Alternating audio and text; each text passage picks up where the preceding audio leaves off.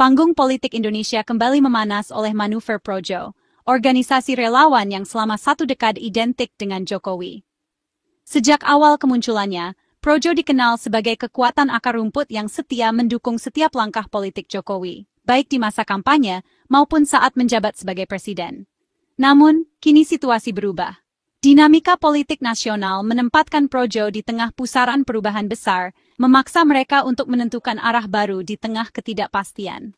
Kini, Projo berada di persimpangan, setia pada warisan Jokowi, atau bertransformasi mendukung rezim baru di bawah Prabowo Subianto.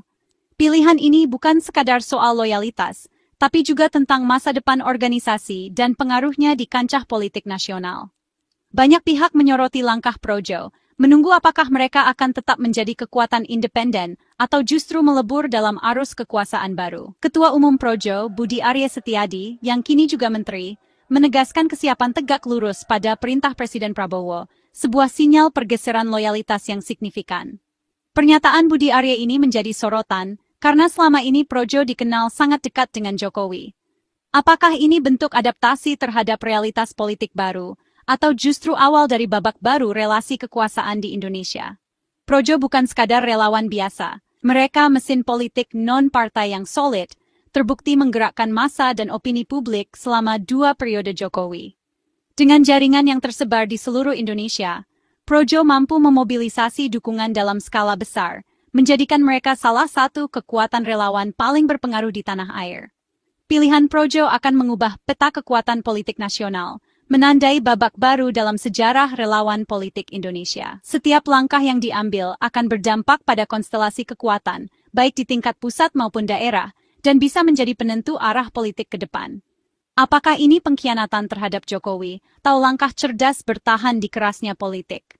Pertanyaan ini terus bergema di kalangan relawan dan pengamat politik, menyoroti dilema yang dihadapi Projo di tengah perubahan zaman. Mari kita telusuri babak baru Projo, memahami dinamika, tantangan, dan peluang yang menanti di persimpangan jalan politik Indonesia hari ini. Projo lahir dari denyut gerakan rakyat saat Jokowi maju di Pilgub DKI 2012, menjadi wadah pendukung militan perubahan. Di bawah Budi Arya, Projo berkembang jadi organisasi relawan terbesar, aktif mengawal suara dan melawan narasi negatif terhadap Jokowi. Kemenangan Jokowi di 2015 dan 2019 tak lepas dari peran Projo. Namun, politik selalu berubah. Menjelang Pilpres 2024, Projo dihadapkan pada kenyataan. Jokowi selesai, mereka butuh arah baru. Keputusan mendukung Prabowo, rival lama Jokowi, mengejutkan banyak pihak.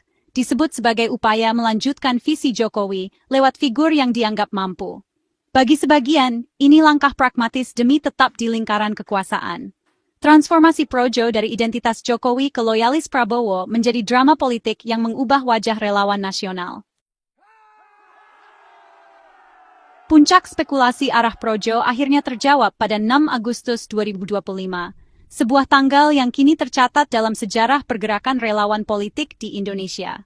Setelah berbulan-bulan menjadi bahan perbincangan publik dan media, akhirnya Projo mengambil sikap tegas di tengah ketidakpastian politik pasca pemilu.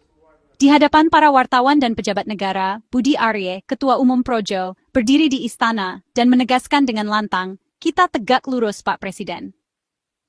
Pernyataan ini bukan sekadar formalitas, melainkan penegasan sikap politik yang sangat jelas.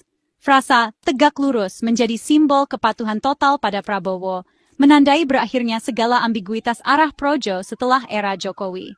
Tidak ada lagi ruang abu-abu, Projo kini sepenuhnya berada di bawah komando Presiden Prabowo.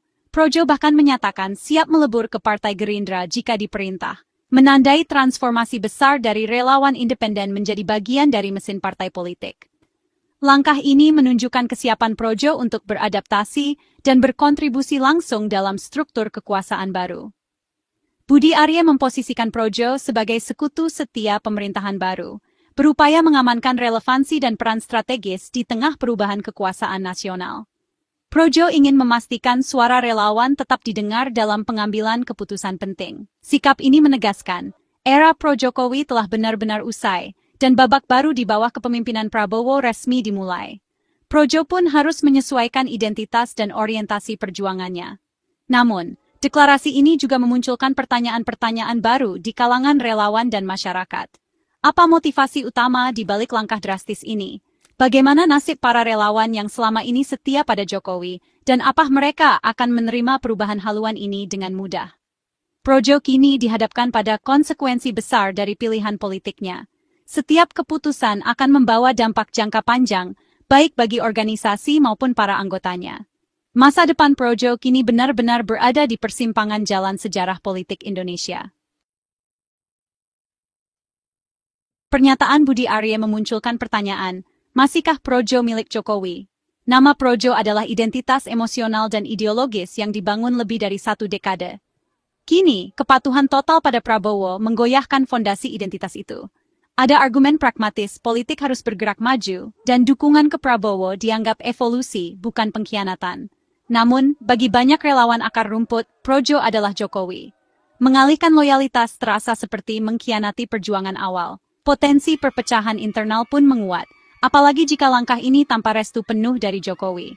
Publik menanti Kongres Projo, apakah nama Pro Jokowi dipertahankan, diubah, atau dihapus demi loyalitas baru.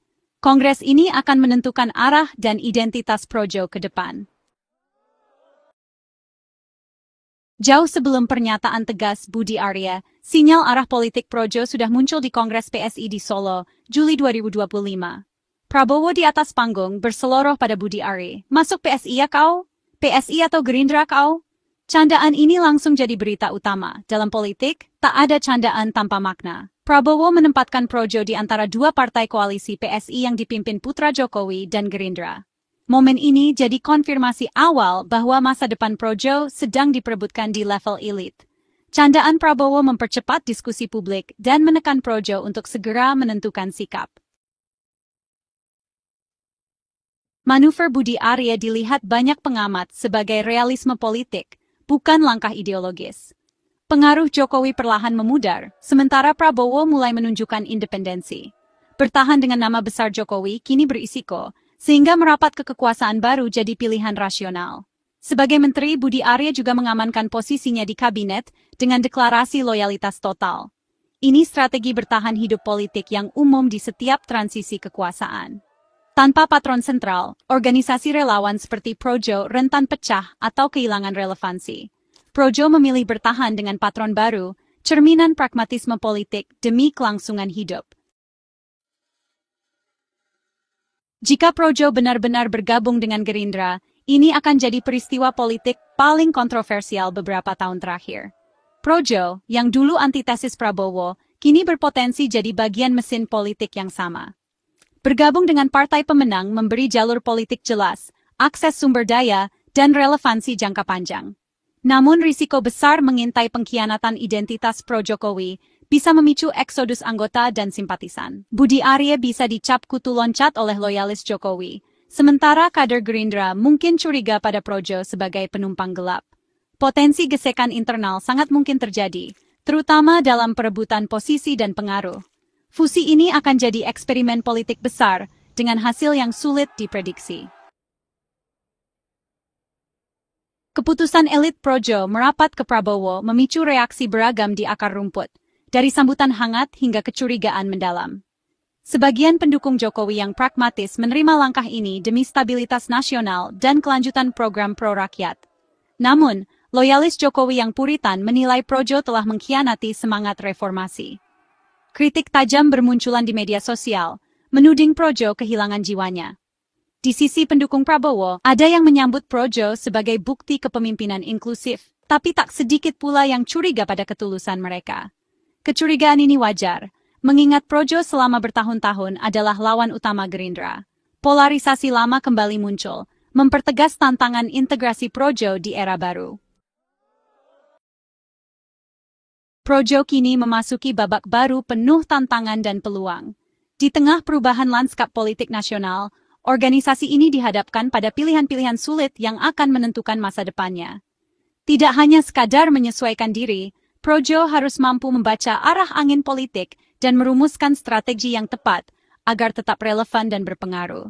Deklarasi tegak lurus ke Prabowo mengakhiri satu era, memulai era lain, cerminan realisme politik yang menuntut adaptasi radikal.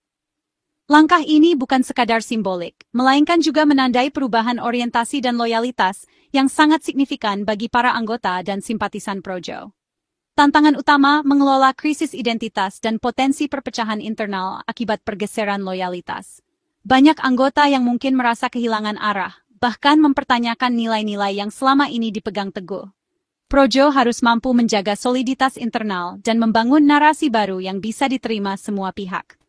Jika gagal, Projo bisa kehilangan basis pendukung militan dan hanya jadi cangkang kosong elit haus kekuasaan. Risiko ini nyata, terutama jika organisasi gagal membangun kepercayaan dan keterlibatan akar rumput yang selama ini menjadi kekuatan utama. Namun, peluang terbuka, Projo bisa naik kelas dari relawan musiman jadi kekuatan politik permanen jika sukses melebur ke Gerindra. Dengan sinergi yang tepat, Projo berpotensi memperluas pengaruhnya, tidak hanya di tingkat nasional, tetapi juga di daerah-daerah strategis. Keberhasilan manuver ini akan jadi studi kasus tentang adaptasi organisasi relawan di tengah perubahan kekuasaan. Projo bisa menjadi contoh bagaimana relawan mampu bertransformasi menjadi aktor politik yang matang, jika mampu mengelola transisi dengan cerdas dan inklusif. Akhir kisah Projo akan ditentukan oleh kemampuannya menyeimbangkan pragmatisme politik dan kepercayaan akar rumput. Apakah jadi simbol setia cita-cita awal, atau contoh klasik oportunisme politik. Di era kepemimpinan baru ini, Projo dihadapkan pada ujian terbesar, menjaga integritas sambil tetap relevan di panggung kekuasaan nasional.